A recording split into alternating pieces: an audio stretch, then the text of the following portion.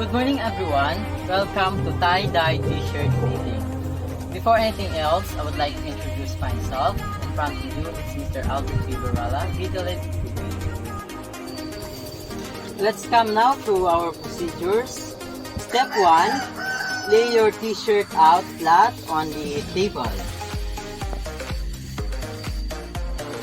Step 2, spray water on the t-shirt.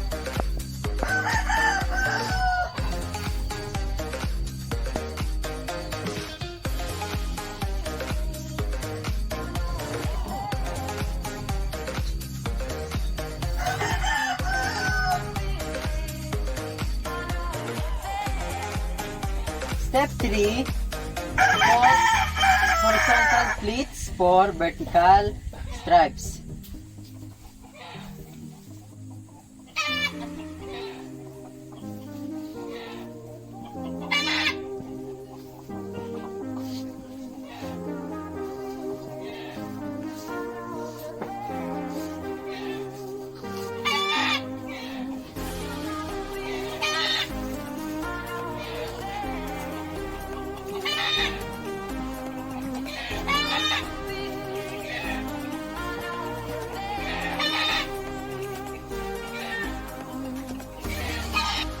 For our step 4, after folding the t-shirt, tie the t-shirt with rubber bands.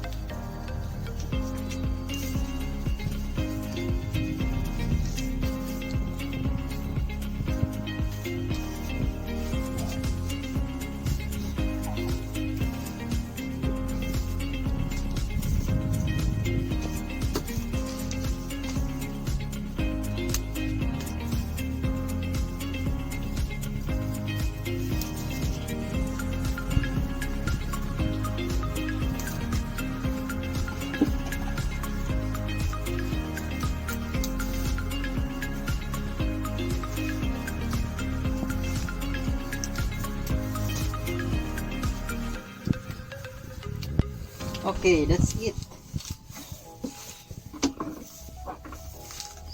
For our step 5, for this tie-dye t-shirt making, I tend to use only 4 colors. That's why I will bind the t-shirt 4 times to produce only 4 sections. If you want more colors, you can divide the t-shirt into more sections. Sa step 6, time to dye the t-shirt. The color sequence I am about to make is yellow, blue, purple, and red.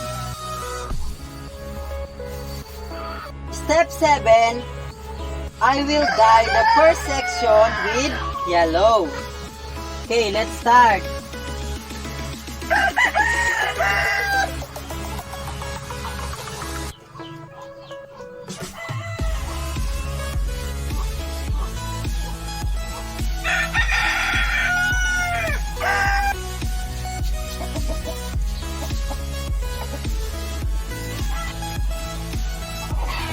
Kabila naman.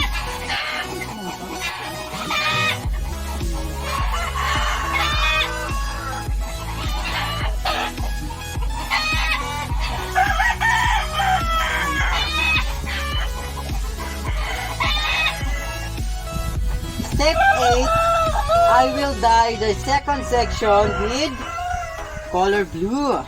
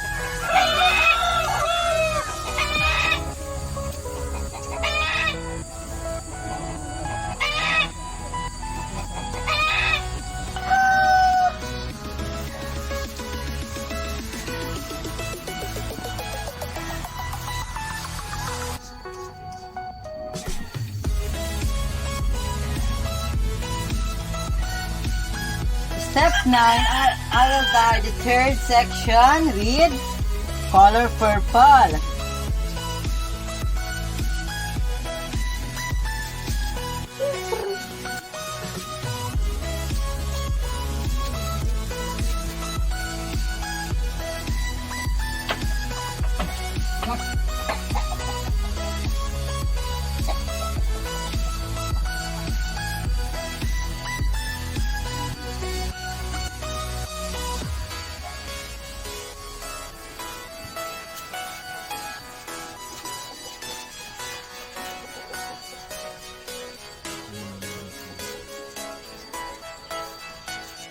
Step 10, I dye the fourth section with color red.